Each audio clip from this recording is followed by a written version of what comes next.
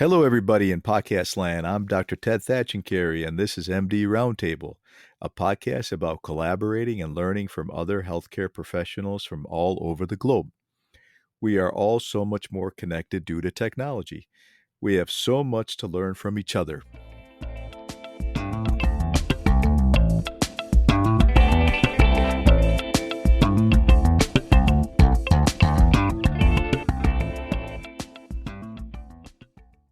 Folks, I just want to take a moment to say thank you for all the supporters of the podcast.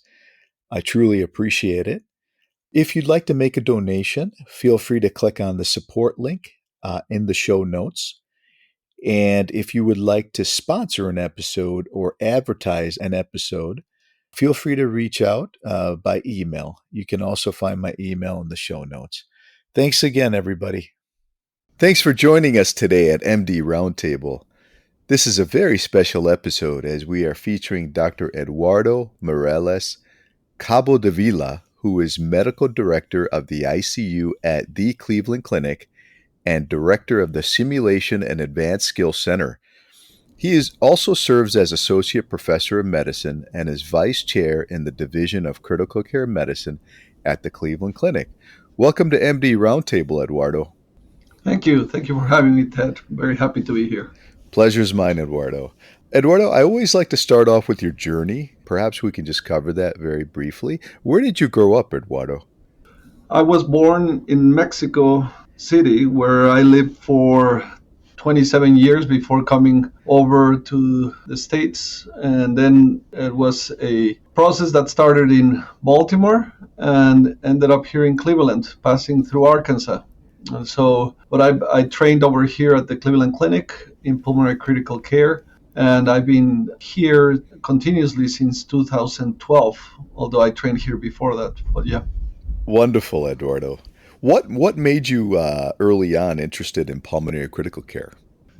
I liked physiology, I liked machines, and I liked the tempo of the intensive care unit. I think that the ability to take care of patients and help them rapidly and change the pathway where they're going in their care, not only by providing diagnosis, but also providing comfort and direction and getting everybody there, suited the type of personality and goals that I had. So that's what took me to this field. Wonderful, wonderful, Eduardo. Well, getting to the meat of the topic, Eduardo, I think it's amazing what you're doing, first of all, because as a critical care doc, I can tell you, learning the ventilator is probably one of the hardest things. It takes a lot of time, it takes a lot of dedication, a lot of training. So the fact that you've put together a standardized education for ventilatory assistance is amazing. Can you describe what is SEVA, what it is, and why it's important? Yeah, so So the first thing started with recognizing that the interactions between the patient and the ventilator were essential, and evidence abounds about this and how it affects not only the patient comfort but also the patient outcomes. And there are several hints in the literature that show to this.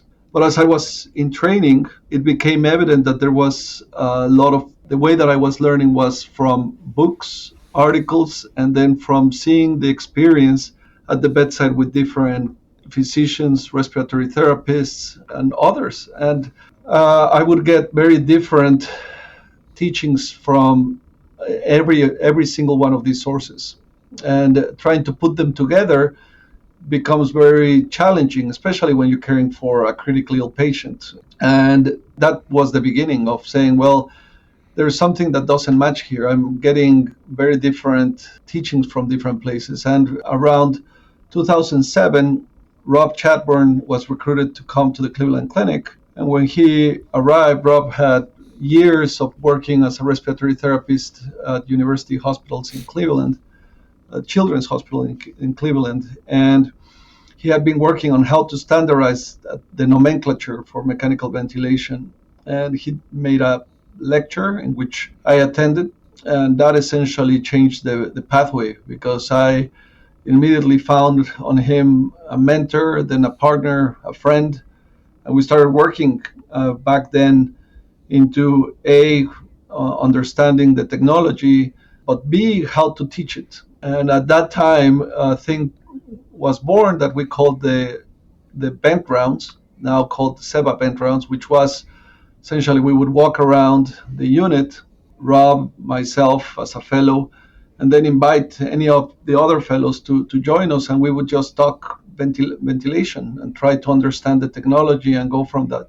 And so that was the genesis of how this evolved. And from there, the Spark has just grown into this program that is essentially focused on standardizing what we teach, ensuring that we're following the best guidelines for mechanical ventilation, for how we speak, the same wording, standard nomenclature, and that we are teaching this with the best educational techniques that we can. This episode of MD Roundtable was sponsored by two anonymous donors in the memory of the late Mr. and Mrs. T.C. Sebastian Thatchencary. Our donors have pledged to match dollar for dollar the first $500 that our listeners donate. So please go to the support page in the show notes if you'd like to contribute. Thank you. Terrific, Eduardo. For the sake of the listeners, when Eduardo or I say SEVA, I just want you to know that stands for Standardized Education for Ventilatory Assistance. So having said that, Eduardo, what is patient ventilator synchrony and why is it often overlooked? When you breathe, your brain sends signals to your respiratory muscles to start a breath and to finish it and the size of the breath. At times, when you're ill, your muscles may not be able to overcome the loads that your respiratory system is having, or the gas exchange is so poor that you cannot sustain it and you go on mechanical ventilation. So now you have a ventilator, a machine that has to coordinate with your brain and your breathing to take you through the interactions. And so the way that we deliver ventilatory support goes through different phases, but there's some phases at the beginning in which the patient doesn't do much, and there we focus a lot on being careful with the lung, into being protective, what we call lung protective ventilation, and improving gas exchange. But as the patient starts waking up and that breathing muscles start acting, then those interactions may not be matched. And so the starting or the ending of the breath or the amount of support that the ventilator is giving are not aligned. And that's what we call discordance. In many texts, we use the word asynchrony or desynchrony, but we use the term discordance to just encompass all of them. And later on, these patients will move on to the phase of liberation, in which we are trying to get them off the ventilator in the fastest time so that they are able to do their regular bodily functions and get out of the intensive care unit. So we focus on the full continuum, but when we talk about those interactions, is essentially how we adjust the ventilator to provide safe ventilation, and when there's patient activity, how to do that in a way that they are synchronous and that we're matching the needs or the clinical needs that we think that the patient needs to receive. I see. Okay. Can you discuss some high-risk interactions? Yeah, this is a very important thing, Ted. There's a lot that our eyes do not see because the mind doesn't know. And as we have been working through how to teach and these interactions and describing and using standardized nomenclature, there has been a lot of things that have changed in our practice because there were items that were happening, but we didn't know how to name them or we didn't know how to recognize them. And I'll put out there a couple of them that over the last decade have become more prevalent in the way that we talk, but that they are there and they are discordances that can cause and affect the outcome of our patients. One of them is the commonly termed reverse trigger. We call it early trigger to describe that pattern, but essentially it means that the ventilator triggers the breath, but the patient has kind of this reaction and the diaphragm contracts afterwards. So they are completely off sync, but the ventilator is going first and then followed by the patient. And there is a high suspicion that this may cause injury not only to the lung but to the diaphragm muscle. And research is going on, but we didn't know about this, even though there's tracings from the past that you can see that was happening. In 2013 is when it became part of the literature and defined as a discordance. The other one, which is now a major item of focus for us, is over assistance. And over assistance, we have known about it, but we have not clearly defined it yet, and we need to work more on that. But over assistance means that you're giving too much unintentionally. And what that leads to is to the muscles, the respiratory muscles, to decrease their output, and which may be okay temporarily for some patients, but in some patients that have already problems with the respiratory muscles or with the lungs or the respiratory system, that may lead to prolonged exposure to healthcare, mechanical ventilation, and whatnot. And so these are items that people do not recognize. The critical care providers in general have had no training, standardized training, and so some of them recognize them readily, but they are there, they're occurring, and they're affecting the outcomes of our patients. Yeah, I mean, reverse triggering has always been a challenge for myself, just to understand it and also acknowledge it when it's happening. Having said that, what is the SEVA approach? How does SEVA break down the learning aspect of it?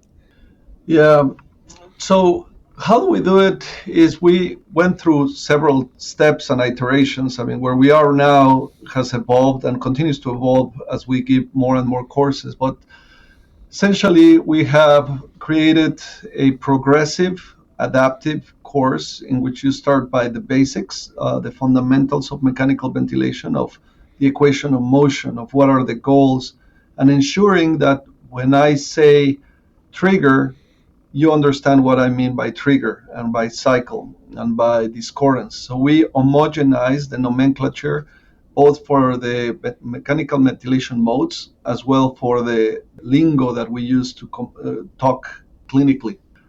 Then we move on to a more advanced stage, which essentially talks about how ventilators work and because you need to understand that to see what's going to happen with your patient. And from there, we move to the mastery space. And the mastery space essentially talks about how to read waveforms and those interactions. So how to, this is an analogy that I use very often. You, Ted, and I got a lot of teaching on how to read EKG. Mm-hmm. That's a common thing. And so you can recognize ventricular fibrillation in 2 seconds or faster, actually. It's part of our pattern recognition. But we were not taught in med school or in RT school in how to recognize the waveforms and the patterns in a standardized way. And we all use different things. So there's a part where we really focus on you recognizing and reading those waveforms so that you can recognize those discordances that are dangerous. Then we focus on protocol implementation. That's another area that there's a lot of literature of you need to prone your patient that has ARDS, but they don't necessarily explain to you and learn how to put it into a protocol. So we teach protocol implementation. And finally, the last part of the highest level is where we teach advanced monitoring. So how to use and do recruitment, or how to titrate PEEP in certain occasions, how to use PEEP tables, how to assess strength, respiratory muscle strength. So we have evolved through this. So it's a course that it's designed to really teach you the basics to a level that you can apply this and speak and communicate in a way that everybody can understand what you're saying. That's amazing, Eduardo. Yeah, it's so practical. I think for anybody that lays their hand on a ventilator in the ICU, I think what you guys are doing is so practical and hands-on. So thank you. I'm sure you get this question a lot, but will AI take over this? And is education still needed? Yeah, I sometimes wonder that myself too, but I will put things into context. And the SEVA course has or program has traveled to different parts of the world. We have gone to Spain, to Mexico, and to different centers across the U.S. And things that I notice are the following. One, majority of our medical centers do not have the same platform for caring for our patients, meaning the same ventilator. Majority of our centers have different platforms at different stages. So as you get money, you buy different ventilators, and suddenly you have different versions of the same ventilator. If you go to other parts of the world, they have even other many more platforms with different ages and interactions. And so when you think from the AI implementation within a platform, so that a ventilator comes out that can do AI, it's likely that it will come, and it should be around the corner. But the way to implement it across the world is it's years away. I mean, decades away, I would say, in many cases, because of the investment that would take. You could think about standalone platforms that could read and do this, but that also requires infrastructure and investment. And so it's not that the technology is not there or it's going to get there rapidly. It's just going to be the implementation aspect of how you do this at the bedside. And the challenge is that you need to have clinicians in the meantime that have the ability to do this. A. And B, even though you may have AI, there's going to be, I'm sure, many iterations of different platforms that will be available. And you have to recognize if those interactions are appropriate or not at the level that we are. You cannot leave everything to the machine. We still do it, right? You get an EKG and it's already read for you. Right. And sometimes it's wrong. So you reread it and go over it. Nonetheless, I think that this will empower. AI will give us a lot of tools to make better of what we have. I would love ventilators that have the ability to detect discordance and that they would alarm when double trigger occurs or breath stacking, right? Why don't we have that? That's a relatively simple pattern to recognize. There's uses, and we use that in the course. We're implementing AI to help us reinforce the knowledge that the learners have created. So AI can be a very useful educational tool to strengthen our teams on understanding concepts, on asking probing questions, and having the ability to have AI respond. So I think it's going to become intimate in the process that we are, and eventually it would be the way to go and the standard for recognition. I just think that the implementation phase at the level where we are across the US and across the world may take longer than we fear. Yeah, I mean, even basic things you would think the ventilator should be able to detect and alarm even now. So yeah, more to come on AI and ventilator management. So let's see what the future holds, right? Okay. So how do you envision scalable learning and training in low resource settings?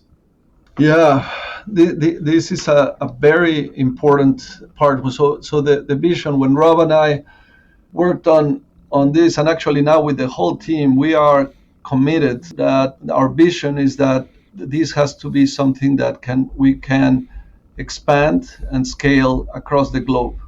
And it has to obviously be sustainable to do so. So we use a fair amount of online training in terms of modules and the basic delivery of knowledge. And then the live courses that have been created, and that's why we have been traveling across to ensure that the implementation that we have can be run with a minimum amount of resources. Meaning, in the past, when we started doing this, Ted, we used to do courses in the Sim Center here. I mean, we still do it. The large courses are done here on the Sim Center, but they were very elaborate. We would use high fidelity mannequins. They would be connected to the ventilator. There would be monitors. I mean, we're trying to create the whole environment of an ICU. Mm-hmm.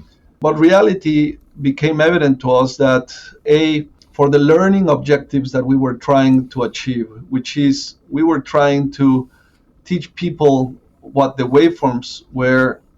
We were trying to use not fancy tools, but we wanted them to learn about discordance and how to interact. We wanted them to know how to press the buttons and how to interact with the ventilator. And when you put it that way, it started narrowing down to very specific strategies of education to use for the team. So now the live courses are designed to be run. It can be run by one instructor. Optimally, it's two instructors, and we can do very larger groups. Mm-hmm. We use team training and flipped classroom kind of behaviors in which we are more probing questions rather than lectures for our teams. We use gamification to help that achieve, and we can deliver each one of the levels in a day. And so the goal here was to say, if as this expands through and it gets to low resource environments, that we can adapt the environment to do that without requiring very high cost equipment and using the local devices that they have. So if they have a ventilator, we as you probably have heard me say before, we don't care about ventilator brands mm-hmm. or modes or manufacturers. Whatever you put in front of us, we will teach with. Mm-hmm. And that makes it easier to implement in other parts of the world, regardless of the resources they have. Yeah, makes sense, Eduardo. What is next for SEVA and for ventilator education as a field? Well, there's a couple of areas that we're really focused on. The first one is, I believe that there's a lot of us that are interested in teaching mechanical ventilation, and there's a lot of us that recognize the challenges that come from trying to teach this and having it permeate to the bedside. How to get it from all that you say in the classroom or in the sim center or on YouTube or whatever, and get it to the patient in an appropriate way. And so I think that I will parse it into three things that need to occur. And one is that we as educators agree on a standardized vocabulary and taxonomy so that we can teach and everybody's aligned on that. And as we publish and do scholarly work, that we are using the same wording and the same definitions. We also have to work as educators and physician educators in publishing the outcomes of these courses and what we're finding to be more effective to make our teachings get to the bedside. That's a key item. That's the next part. And the last one is we need to ensure that this gets and becomes available across the world. And I mean, we would love to partner with societies, and we have done that, at least in Mexico, to deliver this type of education, so that then you can start building networks and groups and move to do this. At the end, if I think about this, is that if we can train people to recognize synchrony and patient ventilator interactions and apply protocols the same way that people recognize an ST elevation and know what to do for an MI, then we've done our job. That's the ultimate pathway where we're going, Ted. Great, fantastic, Eduardo.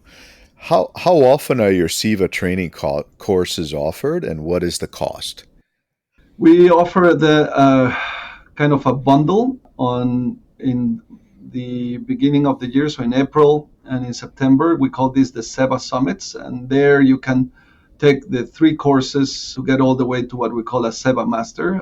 But if you want to just do what we call the fundamental certificate, that's 1 day. If you want to do the advanced, then you do 2 days, and then if you want to get to the master level, then you do the 3 days. So we do that twice a year. We do them also across there are several centers that we're doing them in the US, in Mexico. We're exploring and trying to expand across the globe. And there are several of the fundamentals here in the clinic, and I'll send you the link for the registration. There's different costs for each one of them, and they are adjusted for the level of your profession. And we also have, and this is something to highlight, I mean, whenever we get sponsorship from industry, we use that money to help and make this accessible to low-income countries that we can adjust the prices for them. So we will do whatever we can to make this available and approachable to you wherever you are and listening to this. So I think that this is the moment in which we are in that inflection point of expanding further, and we have built a team of educators and of people to support the course and make this something that can achieve the goal that I shared with you. Great. Yeah, I'll certainly add that link in the show notes, Eduardo. Just on a side note here, what are some of your passions or interests outside the hospital? How do you like to decompress? Well, I will put it into the bucket of family. I mean, they are essential for not only the compression, but for the joy of having my kids, my wife, and we travel a fair amount and trying to spend as much time as we can with them. And in the other side, I do any sport that you can put in front. I'm pretty bad, but I will do it as much as I can. So I try to run, I cycle, and I have a passion for bicycles. But yeah, those are my avenues out: travel, sports, family, and knowing people like you, Ted, and engaging and getting to expand our knowledge borders. I love that. Wonderful, wonderful, Eduardo. Well, before we wrap up, is there anything else that you'd like to share with our listeners? For example, do you have any upcoming projects you'd like to talk about? I would encourage you to join us on the SEVA event rounds. Those are free. They occur on the second and fourth Tuesday of every month. The link will be shared with you, Ted, and you can join us and see what we're talking about. What is the SEVA method? This occurs throughout the year. I mean, unless there's one of these major holidays, you will have that, and they're all also on YouTube.